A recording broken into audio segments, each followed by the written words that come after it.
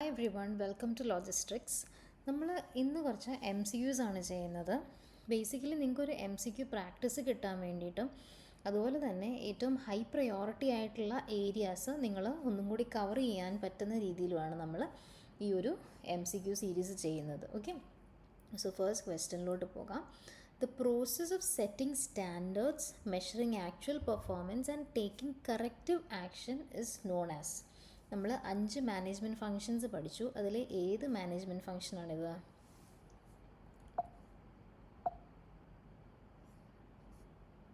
Answer controlling ആണ്. Okay, controlling ഫങ്ഷനിലാണ് നമ്മൾ standards set ചെയ്യുന്നതും അതുപോലെ തന്നെ ആ സ്റ്റാൻഡേർഡ്സ് എത്തിയോ എന്ന് മെഷർ ചെയ്യുന്നതും എത്തിയിട്ടില്ല എങ്കിൽ അതിൻ്റെ കറക്റ്റീവ് ആക്ഷൻ എടുക്കുന്നതും. ഓക്കെ, ഏതാണ് 5 functions of management? Planning, organising, staffing, directing, controlling. POSDC എന്നുള്ള കോഡ് നമ്മൾ പറഞ്ഞിട്ടുണ്ടായിരുന്നു. 5 management functions, basic functions. Okay, so എന്താണ് കൺട്രോളിങ്ങിൽ വരുന്നത് നോക്കാം. നമ്മൾ ആദ്യം ഒരു പെർഫോമൻസ് സ്റ്റാൻഡേർഡ് സെറ്റ് ചെയ്യും. എന്നിട്ട് ആക്ച്വലി പെർഫോം ചെയ്തത് അതിനടുത്ത് വന്നിട്ടുണ്ടോ, നമ്മുടെ സ്റ്റാൻഡേർഡ് അനുസരിച്ച് നമ്മൾ പെർഫോം ചെയ്തോന്ന് ചെക്ക് ചെയ്യും. അത് കഴിഞ്ഞിട്ട് ആക്ച്വൽ സിറ്റുവേഷനെയും സ്റ്റാൻഡേർഡിനെയും നമ്മൾ കമ്പയർ ചെയ്യും. ഓക്കെ, നമ്മൾ ഒരു പെർഫോമൻസ് സെറ്റ് ചെയ്യും, നമ്മുടെ ഒറിജിനൽ പെർഫോമൻസ് മെഷർ ചെയ്യും, ഇത് രണ്ടും തമ്മിൽ കമ്പയർ ചെയ്യും. അതിനുശേഷം ഡീവിയേഷൻസ് നമ്മൾ അനലൈസ് ചെയ്ത് നോക്കും, അതിൻ്റെ കോസുകൾ അനലൈസ് ചെയ്ത് നോക്കും. എന്തെങ്കിലും തിരുത്തേണ്ട ആവശ്യമുണ്ടെങ്കിൽ നമ്മൾ കറക്റ്റീവ് ആക്ഷൻ എടുക്കും. ഓക്കെ, അതാണ് കൺട്രോളിങ് പ്രോസസ്സിൽ മെയിനായിട്ട് വരുന്നത്. അടുത്ത ക്വസ്റ്റ്യൻ നോക്കാം. According to Henri Fayol, the principle of unity of command means. എന്താണ് യൂണിറ്റി ഓഫ് കമാൻഡ്? ഓപ്ഷൻസ് ഒന്ന് വായിച്ചേ. All employees should receive orders from one superior only.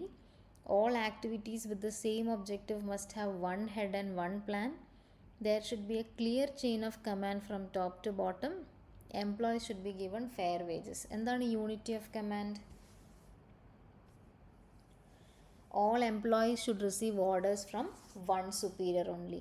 Okay, അതാണ് യൂണിറ്റി ഓഫ് കമാൻഡ്. കമാൻഡ് കിട്ടുന്നത് ഒറ്റ സ്ഥലത്തു നിന്നായിരിക്കണം. യൂണിറ്റി, ഒറ്റ സ്ഥലത്തു നിന്നായിരിക്കണം കമാൻഡ് കിട്ടുന്നത്. അതാണ് യൂണിറ്റി ഓഫ് കമാൻഡ്. ഹെൻറി ഫയോളിൻ്റെ എത്ര മാനേജ്മെൻറ്റ് പ്രിൻസിപ്പിൾസ് ആണുള്ളത്? ഹെൻറി ഫയോളിൻ്റെ 14 പ്രിൻസിപ്പിൾസ് ആണുള്ളത്. ഓക്കെ, നമ്മൾ 2 ക്ലാസ്സിലായിട്ട് അത് കവർ ചെയ്തിരുന്നു. വളരെ ഇമ്പോർട്ടൻ്റ് ആയിട്ടുള്ള ടോപ്പിക്കാണ്. ഓക്കെ, യൂണിറ്റി ഓഫ് കമാൻഡ് നമ്മൾ അന്നൊരു ഡയഗ്രാം വെച്ചിട്ടൊക്കെ എക്സ്പ്ലെയിൻ ചെയ്തായിരുന്നു. ഒരു സീനിയറിൽ നിന്നേ ഒരു വ്യക്തിക്ക് ഓർഡേഴ്സ് കിട്ടാവുള്ളൂ. ഓക്കെ, എന്തുകൊണ്ടാണ്? അല്ലെങ്കിൽ അവിടെ കൺഫ്യൂഷനും ഡിലേയും വരും. നമ്മളൊരു എക്സാമ്പിൾ പറഞ്ഞായിരുന്നു. ഫോർ എക്സാമ്പിൾ, ഫിനാൻസ് ഡിപ്പാർട്ട്മെൻറ്റും ബാങ്കിലുണ്ട്, അതുപോലെ തന്നെ മാർക്കറ്റിംഗ് ഡിപ്പാർട്ട്മെൻറ്റുണ്ട്. ഫിനാൻസ് ഡിപ്പാർട്ട്മെൻറ്റ് എന്താ പറയുക? ഡെപ്പോസിറ്റ്സ് എങ്ങനെയെങ്കിലും വരുത്തണം എന്നാണ് നമ്മുടെ മാർക്കറ്റിംഗ് ഡിവിഷൻ പറയുക. ഓക്കെ, അവർ പറയും ഒരു 7% വരെ പലിശ കൊടുത്തോളാൻ മാർക്കറ്റിംഗ് ഡിവിഷൻ പറയുക. പക്ഷേ ഫിനാൻസ് ഡിപ്പാർട്ട്മെൻറ്റ് എന്താണ്, അതിൻ്റെ ഫിനാൻഷ്യൽ പോയിൻ്റ് ഓഫ് വ്യൂ നോക്കിയിട്ട് അവർ പറയും ഇല്ലില്ല, 5% കൂടുതൽ പലിശ കൊടുക്കാൻ പറ്റില്ല എന്ന് പറയും. സോ ഇത് കോൺഫ്ലിക്റ്റ് ആയില്ലേ? സോ എംപ്ലോയി എന്ത് ചെയ്യും ഈ സാഹചര്യത്തിൽ? അവിടെ കൺഫ്യൂഷൻ വരും, ഡിലേ വരും. ഇതെല്ലാം ഒഴിവാക്കാൻ വേണ്ടി ഒരു വ്യക്തിക്ക് ഒരു സീനിയറിൻ്റെ കമാൻഡ് മാത്രമേ കിട്ടാവൂ. അതാണ് ഹെൻറി ഫയോൾ പറഞ്ഞ യൂണിറ്റി ഓഫ് കമാൻഡ്. ഓക്കെ, മനസ്സിലായെന്ന് വിചാരിക്കുന്നു. ഹെൻറി ഫയോളിൻ്റെ 14 പ്രിൻസിപ്പിൾസും നിങ്ങൾ കാണണം, പഠിക്കണം. Okay, what is the lowest level management in A typical organisational hierarchy? Organisational hierarchy നമ്മൾ 2 ക്ലാസ്സസിൽ കവർ ചെയ്തിട്ടുണ്ട്. ഏറ്റവും താഴത്തെ മാനേജ്മെൻറ്റിനെ എന്താണ് വിളിക്കുന്നതെന്നാണ് ചോദ്യം. Top level management, middle level management, first line management, executive management. സ്വാഭാവികമായിട്ടും ക്വസ്റ്റിനിൽ തന്നെ ഒരു കാര്യമുണ്ട്, ലോവസ്റ്റ് ആണ് ചോദിക്കുന്നത്. അപ്പോൾ ടോപ്പും മിഡിലും ആവില്ലല്ലോ, നമുക്ക് അങ്ങനെ ഈ 2 ഓപ്ഷൻ എലിമിനേറ്റ് ചെയ്യാം. പിന്നുള്ളത് ഫസ്റ്റ് ലൈൻ മാനേജ്മെൻറ്റും എക്സിക്യൂട്ടീവ് മാനേജ്മെൻറ്റുമാണ്. എക്സിക്യൂട്ടീവ് എന്നൊക്കെ പൊതുവേ പറയുന്നത് ഹയർ മാനേജ്മെൻറ്റിനല്ലേ നമ്മൾ. സോ ആൻസർ വരുന്നത് ഫസ്റ്റ് ലൈൻ മാനേജ്മെൻ്റ് ആണ്. ഓക്കെ, ഫസ്റ്റ് ലൈൻ മാനേജ്മെൻറ്റ്, ഏറ്റവും ലോവസ്റ്റ് ലെവൽ മാനേജ്മെൻറ്റിനെ നമ്മൾ പറയുന്നതാണ് ഫസ്റ്റ് ലൈൻ മാനേജ്മെൻറ്റ്. അത് നമ്മൾ പല പേരുകളിൽ പറയും. ഓക്കെ, ഏറ്റവും ലോവസ്റ്റ് ലെവൽ മാനേജ്മെൻറ്റിനെ നമ്മൾ സൂപ്പർവൈസറി മാനേജ്മെൻ്റ് എന്നും പറയും, അതുപോലെ ഓപ്പറേഷണൽ മാനേജ്മെൻ്റ് എന്നും പറയും. Okay, supervisory management, operational management, first line management. അങ്ങനെ 3 പേരിൽ പറയും. അതെല്ലാം നമ്മൾ ഡെയിലി മാനേജ്മെൻ്റ് എന്നും ഇതിനെ പറയും. ഡെയിലി ഉള്ള ഓപ്പറേഷൻസും കാര്യങ്ങളൊക്കെ മാനേജ് ചെയ്യുന്ന ഏറ്റവും താഴെയുള്ള എംപ്ലോയീസ് ആയിരിക്കും. ഓക്കെ, അതിന് മുകളിൽ വരുന്നതാണ് മിഡിൽ ലെവൽ മാനേജേഴ്സ്. അവരെന്താണ്, ലോവർ ലെവൽ മാനേജ്മെൻറ്റും അപ്പർ ലെവൽ മാനേജ്മെൻറ്റും തമ്മിലുള്ളൊരു ലിങ്കായിട്ടാണ് അവർ പ്രവർത്തിക്കുന്നത്. ഓക്കെ, അടുത്തത് വരുന്നത് ഓണർഷിപ്പ് ഗ്രൂപ്പാണ്. എന്താണ് അവർ? ടോപ്പ് ലെവൽ മാനേജേഴ്സാണ്. Ownership group, they are the most powerful. Overall മാനേജ്മെൻറ്റിനെ ഡിസൈഡ് ചെയ്യുന്നത്, കമ്പനി ഗോൾസ് പോലുള്ള ഡിസൈഡ് ചെയ്യുന്ന ആരാണ്? ടോപ്പ് മാനേജ്മെൻറ്റാണ് ഡിസൈഡ് ചെയ്യുന്നത്. ഓക്കെ, സോ പ്രൈമറിലി നമ്മൾ 3ആയിട്ടാണ് ഡിവൈഡ് ചെയ്യുന്നത്: top management, middle management, lower management. ഏറ്റവും മുകളിലുള്ളതിന് നമുക്ക് ഓണർഷിപ്പ് ഗ്രൂപ്പ് എന്നും പറയാം. അവരാണ് ഏറ്റവും പവർഫുൾ. ഏറ്റവും താഴെയുള്ളതാണ് lower level, first line management, supervisory അല്ലെങ്കിൽ ഓപ്പറേഷണൽ മാനേജ്മെൻ്റ് എന്നും പറയും. അതുപോലെ തന്നെ ഡെയിലി മാനേജ്മെൻ്റ് എന്നും പറയും. ഓക്കെ, സോ ഈ പേരുകളൊക്കെ ഓർത്ത് വെക്കുക. നമ്മളിതൊക്കെ ഓൾറെഡി കവർ ചെയ്ത ക്ലാസ്സിൻ്റെ സ്ലൈഡ്സ് ആണ്. The Hawthorne effect suggests that employees' productivity change when. എന്താണ് Hawthorne effect എന്നാണ് ചോദിക്കുന്നത്. എന്താണ് Hawthorne effect? അവരുടെ പ്രൊഡക്ടിവിറ്റി ഏത് സാഹചര്യത്തിലാണ് ചേഞ്ച് ചെയ്യുന്നതെന്നാണ് ചോദിക്കുന്നത്. അവർ ഹയർ വേജ് റിസീവ് ചെയ്യുമ്പോൾ, അവർക്ക് കുറച്ചുകൂടെ കംഫർട്ടബിൾ ആയിട്ടുള്ള വർക്ക് എൻവയോൺമെൻറ്റ് കിട്ടുമ്പോൾ, when they are made aware that they are being observed, അവരെ ആരും നോക്കുന്നുണ്ട്, അവരെ ആരും ഒബ്സർവ് ചെയ്യുന്നുണ്ടെന്ന് അവർക്ക് തോന്നുമ്പോൾ, അവർക്ക് കൂടുതൽ ഓട്ടോണമി കൊടുക്കുമ്പോൾ. ഓക്കെ, എന്താണ് ഉത്തരം? ഹോത്തോൺ എഫക്റ്റ് എന്താണ്? വേറൊരാൾ നിരീക്ഷിക്കുന്നുണ്ട് എന്നുള്ള തോന്നൽ ഒരു വ്യക്തിയുടെ പ്രൊഡക്ടിവിറ്റിയിൽ മാറ്റങ്ങൾ കൊണ്ടുവരുന്നതിനെയാണ് ഹോത്തോൺ എഫക്റ്റ് എന്ന് പറയുന്നത്. അതുകൊണ്ട് പ്രൊഡക്ടിവിറ്റി കൂടാം, മറ്റ് മാറ്റങ്ങളും വരാം. ഓക്കെ, അതാണ് ഹോത്തോൺ എഫക്റ്റ്. അറിയാത്തവർ ഇത് നോക്കി ഒന്നും കൂടി പഠിക്കുക.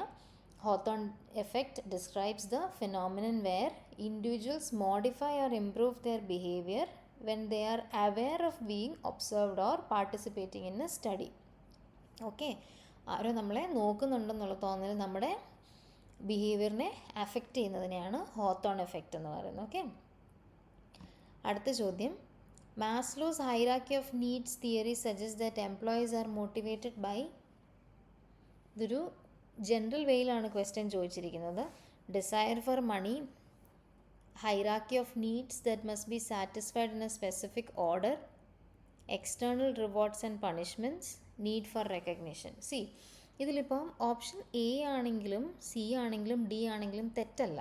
പക്ഷെങ്കിൽ മാസ്ലോസ് ഹൈറാർക്കി ഓഫ് നീഡ്സിൻ്റെ ഒരു ജനറൽ മോട്ടിവേഷൻ എന്താണെന്നാണ് ചോദിക്കുന്നത്. ഓക്കെ, സോ ആ ഒരു സ്റ്റേജിൽ ആൻസർ ബി ആണ് വരുന്നത്.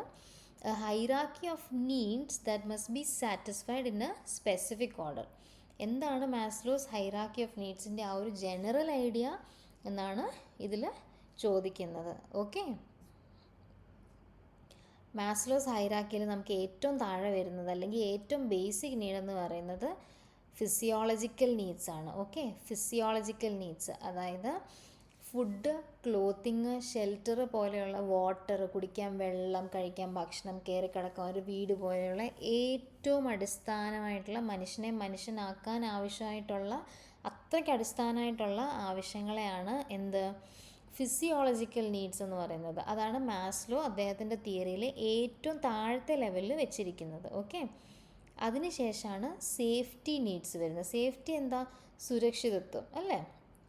സേഫ്റ്റി നീഡ്സ് എന്ന് പറയുമ്പോൾ ആദ്യത്തെ ഫിസിയോളജിക്കൽ നീഡ്സ് സാറ്റിസ്ഫൈ ചെയ്തതിന് ശേഷം പിന്നീട് വരുന്ന അൺസർട്ടനിറ്റീസിൽ നിന്ന് പ്രൊട്ടക്ഷൻ കിട്ടാൻ വേണ്ടിയിട്ട്, ഓക്കെ, ഭാവിയിലെ അനിശ്ചിതത്വങ്ങളില്ലേ അതിൽ നിന്നും രക്ഷ നേടാൻ വേണ്ടിയിട്ടുള്ള ആഗ്രഹങ്ങളാണ് സേഫ്റ്റി നീഡ്സിൽ വരുന്നത്.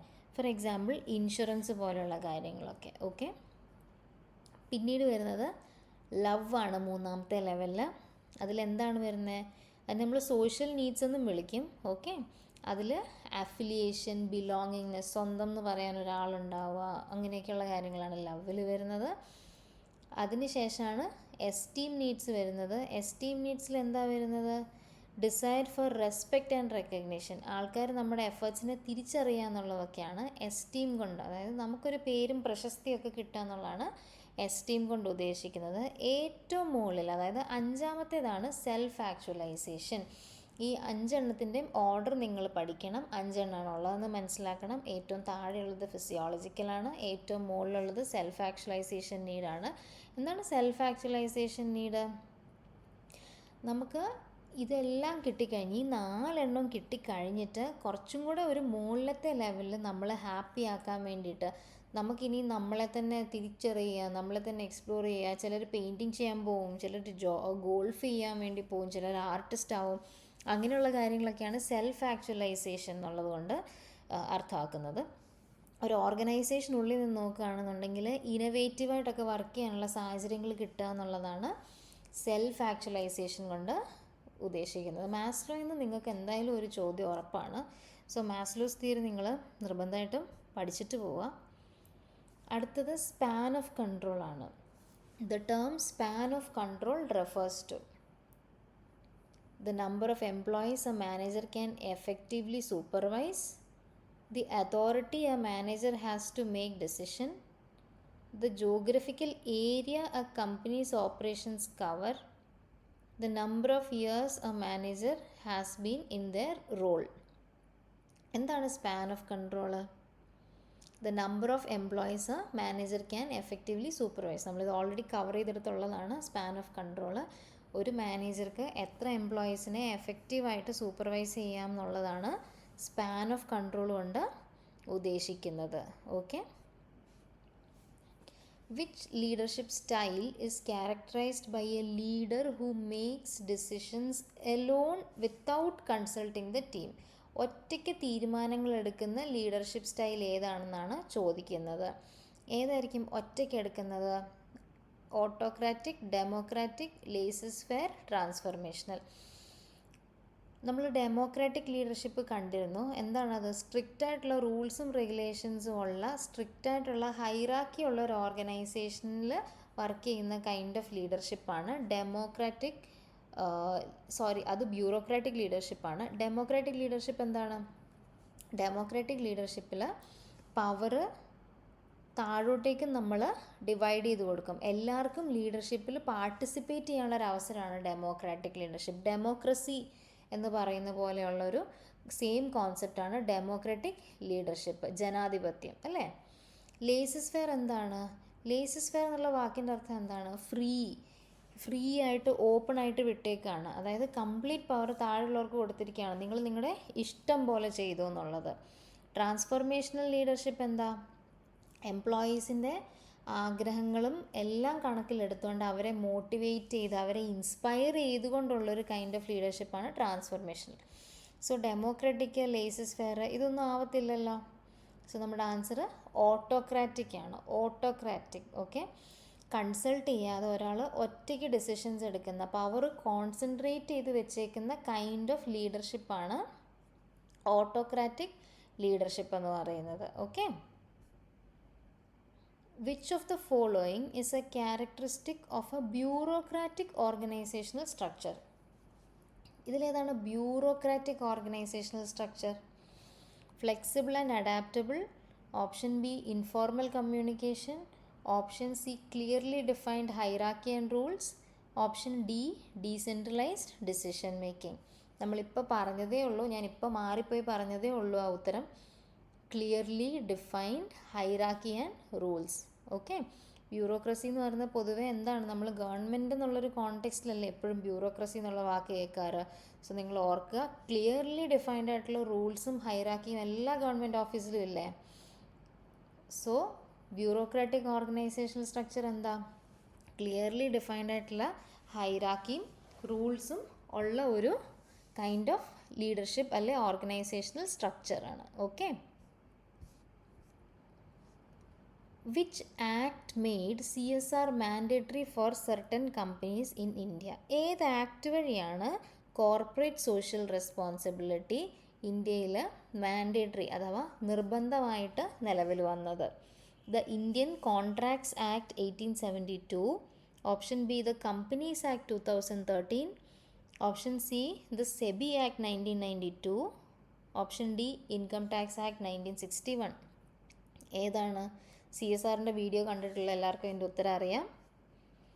Option B companies act 2013 CSR അഥവാ കോർപ്പറേറ്റ് സോഷ്യൽ റെസ്പോൺസിബിലിറ്റി മാൻഡേറ്ററി ആക്കിയത്. ഓക്കെ, CSRൻ്റെ കുറച്ച് ഇമ്പോർട്ടൻ്റ് ആയിട്ടുള്ള പോയിൻറ്റ്സ് നിങ്ങൾ പഠിക്കാനുള്ളത് സെക്ഷൻ 135 കമ്പനീസ് ആക്ടിലെ സെക്ഷൻ 135 CSRനെ പറ്റി പറയുന്നത്.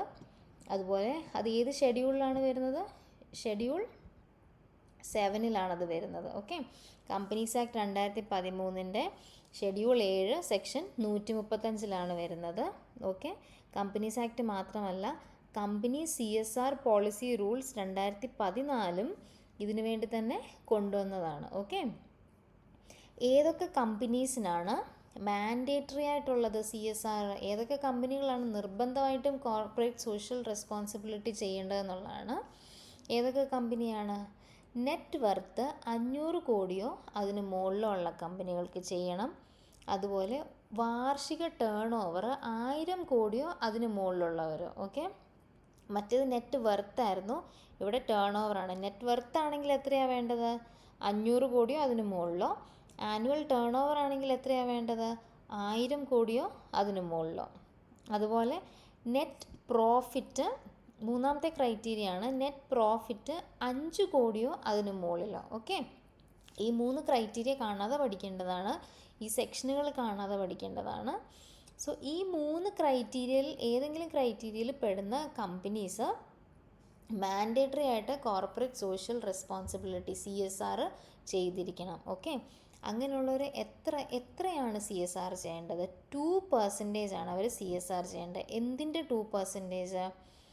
Average net profit from the past 3 years. കഴിഞ്ഞ 3 ഫിനാൻഷ്യൽ ഇയറുകളിലെ ആവറേജ് നെറ്റ് പ്രോഫിറ്റിൻ്റെ 2% ആ കമ്പനികൾ CSRന് വേണ്ടിയിട്ട് മാറ്റിവെക്കേണ്ടത്. ഓക്കെ, 2% എന്തിൻ്റെ?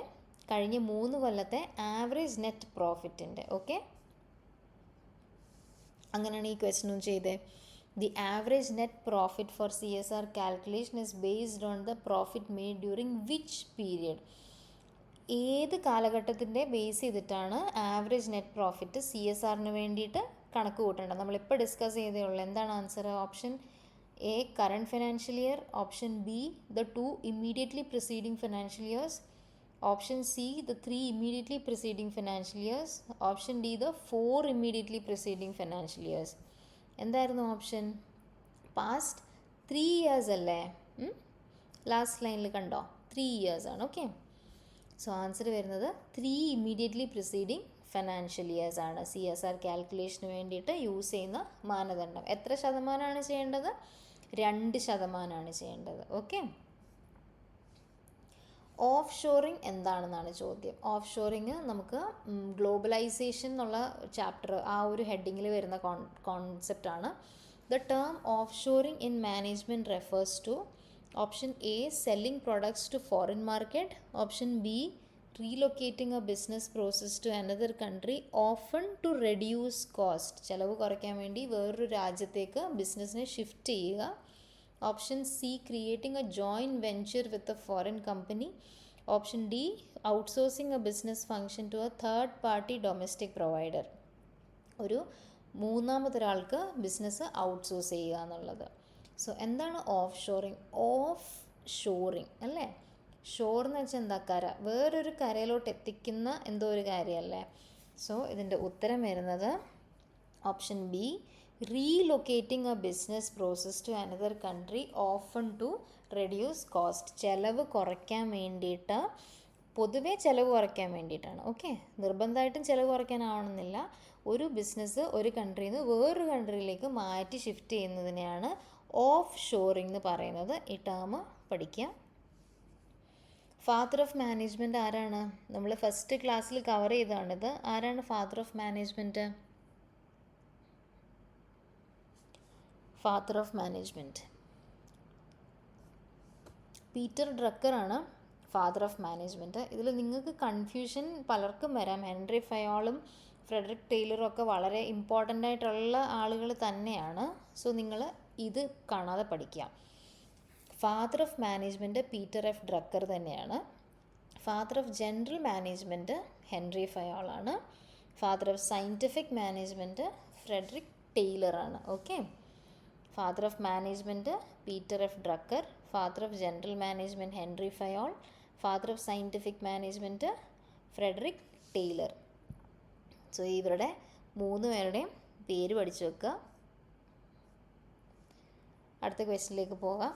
When organizing a team job specialization refers to. എന്താണ് ജോബ് സ്പെഷ്യലൈസേഷൻ എന്നാണ് ചോദ്യം. Employees performing a wide variety of task, അതാണ് ഓപ്ഷൻ എ. ഓപ്ഷൻ ബി എന്താണ്? Employees focusing on one specific task or set of task. Option C employees working in teams to achieve goals.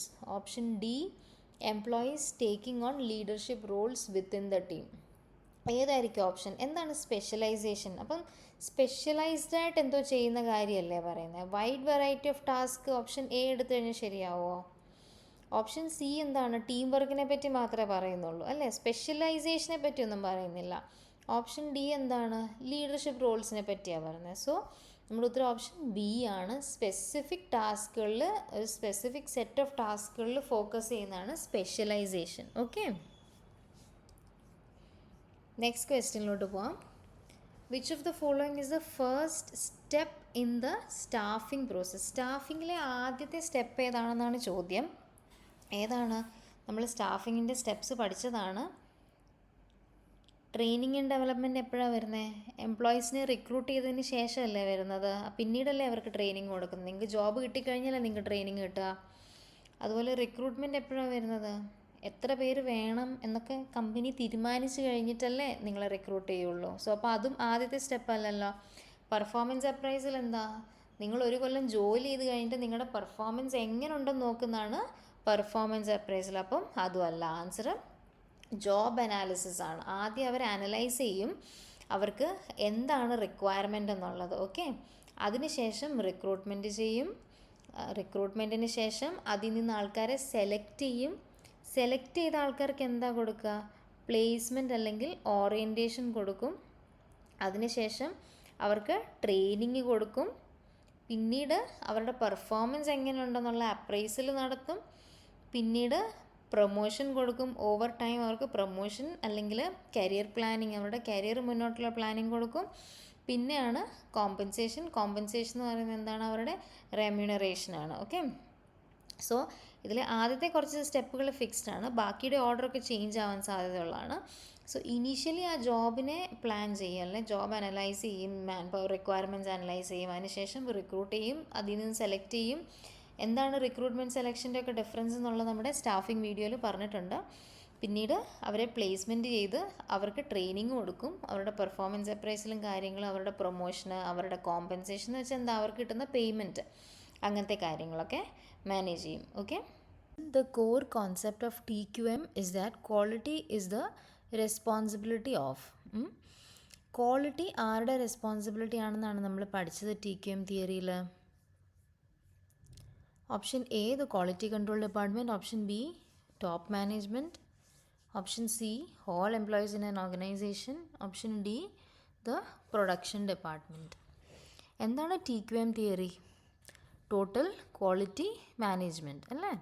അപ്പം എന്താണ്, ആരുടെ ആയിരിക്കും? Total quality management തിയറിയാണ്. So answer എന്താണ്? Option C all employees in an organization. അതാണ് TQM തിയറിയുടെ base. എന്താണ്? All employees in an organization ക്വാളിറ്റിക്ക് വേണ്ടിയിട്ട് വർക്ക് ചെയ്യുന്ന കൈൻഡ് ഓഫ് ഒരു മാനേജ്മെൻറ്റ് പ്രാക്ടീസാണ് TQM എന്ന് പറയുന്നത്. TQMൽ നമുക്ക് കുറച്ച് ഇമ്പോർട്ടൻറ്റ് പോയിൻറ്റ്സ് നോക്കാം. Edward Deming, Walter Shewhart, Joseph Juran, Armand Feigenbaum, ഈ 4 പേരോട് ചേർന്നിട്ടാണ് TQM തിയറി പ്രൊപ്പൗണ്ട് ചെയ്തത് ഇനീഷ്യലി. എവിടെ നിന്നാണിത് തുടങ്ങിയത്? മാനുഫാക്ചറിങ് സെക്ടറിലാണ്. ഓക്കെ, ഇതിൽ T എന്താണ്? Total, Q quality, M management. നമ്മളിത് ഡീറ്റെയിൽ ആയിട്ട് നമ്മൾ TQM ആയിട്ട് തന്നെ ഒരു ക്ലാസ് കവർ ചെയ്തതാണ്. ഓക്കെ, സോ ടോട്ടൽ എന്താണ്? ടോട്ടൽ എന്ന് പറയുമ്പം combined effort and responsibility of all, മൊത്തം ഓർഗനൈസേഷൻ TQMൻ്റെ ഭാഗമാകും. അതാണ് ടോട്ടൽ. ഓക്കെ, എന്താണ് ക്വാളിറ്റിയിൽ വരുന്നത്? അത് എക്സലൻസ് ഓറിയൻറ്റഡ് ആണ്. കസ്റ്റമർ സാറ്റിസ്ഫാക്ഷൻ അല്ലേ ബേസിക്കലി. ക്വാളിറ്റി കൊടുക്കുന്നതുകൊണ്ട് എന്താ സംഭവിക്കുക? കസ്റ്റമർ സാറ്റിസ്ഫൈഡ് ആകും. സോ TQM എന്താണ്? ഒരു കസ്റ്റമർ ഓറിയൻറ്റഡ് ആയിട്ടുള്ള, ക്വാളിറ്റി ഓറിയൻറ്റഡ് ആയിട്ടുള്ളൊരു തിയറിയാണ്. മൊത്തം ഓർഗനൈസേഷനിൽ അതിൽ ഇൻവോൾവ് ആണ്. നമ്മളിത് പഠിച്ചാണ്. എന്താ ഇവിടെ മാനേജ്മെൻറ്റ് കൊണ്ട് ഉദ്ദേശിക്കുന്നത്? ആ ഓർഗനൈസേഷൻ്റെ മൊത്തം മാനേജ്മെൻറ്റ്, അതിൻ്റെ പ്ലാനിങ് ആയിക്കോട്ടെ, ഓർഗനൈസിങ് ആയിക്കോട്ടെ, സ്റ്റാഫിങ്ങോ ഡയറക്റ്റിങ്ങോ കൺട്രോളിങ്ങോ ഒക്കെ എന്തിനെ ഡിപ്പെൻഡ് ചെയ്താണ്? ക്വാളിറ്റി ഓറിയൻറ്റേഷനിൽ ഡിപ്പെൻഡ് ചെയ്തിട്ടാണ് മാനേജ്മെൻറ്റും അവിടെ വർക്ക് ചെയ്യുന്നത്. അതാണ് TQM എന്നതുകൊണ്ട് ഉദ്ദേശിക്കുന്നത്. Okay, which of the following is not typically a pillar of TQM? നമ്മൾ ഇത്രയും നേരം പറഞ്ഞത് വെച്ചിട്ട് ഏതായിരിക്കും നോക്കുക. Option A customer focus, option B continuous improvement, option C team work and employee involvement, option D short term profitability. ഏതായിരിക്കും? നമ്മൾ ഇതുവരെ കവർ ചെയ്തതിൽ കസ്റ്റമർ ഫോക്കസ് ഉണ്ട്, കണ്ടിന്യൂസ് ആയിട്ടുള്ള ഇമ്പ്രൂവ്മെൻ്റ് ആയിരിക്കുമല്ലോ സ്വാഭാവികമായിട്ടും ക്വാളിറ്റി. നമ്മൾ ഡീറ്റെയിൽ ക്ലാസ് നോക്കി അതിലെല്ലാം കാര്യങ്ങൾ, എല്ലാ ആസ്പെക്റ്റും നമ്മളിതൊക്കെ പറഞ്ഞിട്ടുണ്ട്. Option C team work and employee involvement, അതുകൊണ്ടല്ലോ മൊത്തം ഓർഗനൈസേഷൻ ഇൻവോൾവ് അല്ലേ. അപ്പോൾ എന്തായിരിക്കും ഇല്ലാത്തത്? Short term profitability. ഓക്കെ, അത് TQMൻ്റെ ഒരു പില്ലറല്ല. അടുത്തത് അജൈൽ മാനേജ്മെൻറ്റ് എന്നാണ് ക്വസ്റ്റ്യൻ. എന്താണ്? വായിച്ച് നോക്കിക്കേ. In agile management sprints are, എന്താണ് സ്പ്രിൻസ് എന്നാണ് ചോദിക്കുന്നത്. ഓക്കെ, എന്താണ് sprints? Option A long term projects phases lasting months. B എന്താണ്? Short iterative cycles of work that typically last 1 to 4 weeks. Option C used for annual project planning. Option D the process of training new team members. Answer ഏതാ വരുന്നത്? Short iterative cycles of work that typically last 1 to 4 weeks. നമ്മൾ agile മാനേജ്മെൻറ്റിൽ നമുക്ക് കുറേ terms പഠിക്കാനുണ്ട്. നമ്മൾ sprint പഠിച്ചു, കുറേ ഏറെ ടേംസ് പഠിച്ചു. സോ നിങ്ങൾ ആ ടേംസ് ഒരു വട്ടം റിവൈസ് ചെയ്യുക. സ്പ്രിൻ്റ് എന്നുള്ളത് അല്ലെങ്കിൽ തന്നെ നിങ്ങൾക്ക് ഓർത്തിരിക്കാം. സ്പ്രിൻ്റ് എന്ന് പറയുന്നത് ഈ ഓട്ട മത്സരത്തിലൊക്കെ ചെറിയ ദൂരം പെട്ടെന്ന് ഓടുന്ന കൈൻഡ് ഓഫ് ഓട്ട മത്സരങ്ങളാണല്ലോ ഈ സ്പ്രിൻസ് എന്ന് പറയുന്നത്. സോ സ്പ്രിൻ്റ് അതുപോലെ തന്നെ ഷോർട്ടായിട്ടുള്ളൊരു സൈക്കിളാണ്. സൈക്കിൾസ് ഉണ്ട് ഇതിൽ. എന്താണ് ഐറ്ററേറ്റീവ് സൈക്കിൾസ് എന്താ നമ്മൾ അജൈൽ മാനേജ്മെൻറ്റിൽ പറഞ്ഞു. സോ അജൈൽ മാനേജ്മെൻറ്റ് നിങ്ങൾക്ക് മോസ്റ്റ് പ്രോബബ്ലി എന്താണ് ടേംസ് ചോദിക്കാനാണ് സാധ്യത. ഓക്കെ, സോ ക്ലാസ് കണ്ട് ടേംസ് ഒന്ന് മനസ്സിലാക്കുക. ഒന്ന് വായിച്ച് നോക്കാം. A project management approach based on delivering requirements iteratively and incrementally throughout the life cycle relies on iterative cycles. Iterative നമ്മൾ പറഞ്ഞിരുന്നു. എന്താണ് ഐറ്ററേറ്റീവ്? ഐറ്ററേറ്റീവ് എന്ന് വെച്ച് കഴിഞ്ഞാൽ റിപ്പീറ്റഡ് ആയിട്ടുള്ള സൈക്കിൾസ്. ഓക്കെ, റിപ്പീറ്റഡ് ആയിട്ടുള്ള സൈക്കിൾസിൽ കൂടി, ഷോർട്ടായിട്ടുള്ള റിപ്പീറ്റഡ് ആയിട്ടുള്ള സൈക്കിൾസിൽ കൂടി ഓവർ ടൈം ചെറിയ ഇൻക്രിമെൻ്റലി എന്ന് പറയുന്നത് ഓവർ ടൈം കൂടുതലായിട്ട് ആഡ് ഓൺ ചെയ്ത് ഇമ്പ്രൂവ്മെൻറ്റ്സ് കൊടുക്കുന്ന കൈൻഡ് ഓഫ് ഒരു പ്രോജക്റ്റ് മാനേജ്മെൻറ്റ് അപ്രോച്ചാണ് അജൈൽ മാനേജ്മെൻറ്റ്. അതിൽ നമ്മൾ പഠിച്ച സമയത്ത് നോക്കിയിരുന്നു 12 പില്ലേഴ്സും 12 പ്രിൻസിപ്പിൾസും 4 പില്ലേഴ്സും ഉണ്ടായിരുന്നു. ഓക്കെ, വാല്യൂ ഫോക്കസ്ഡ് ആണ്, അതുപോലെ വേസ്റ്റേജ് കുറയ്ക്കുന്ന കൈൻഡ് ഓഫ് ഒരു മോഡലാണ്, അതുപോലെ തന്നെ അഡാപ്റ്റബിൾ ആണ്. ഓവർ ടൈം ക്വാളിറ്റി നമ്മൾ ഇമ്പ്രൂവ് ചെയ്തുകൊണ്ടേയിരിക്കും. ഓക്കെ, സോ ഒരു അഡാപ്റ്റബിലിറ്റി ഉള്ളൊരു തരം മോഡലാണ്. ഓക്കെ.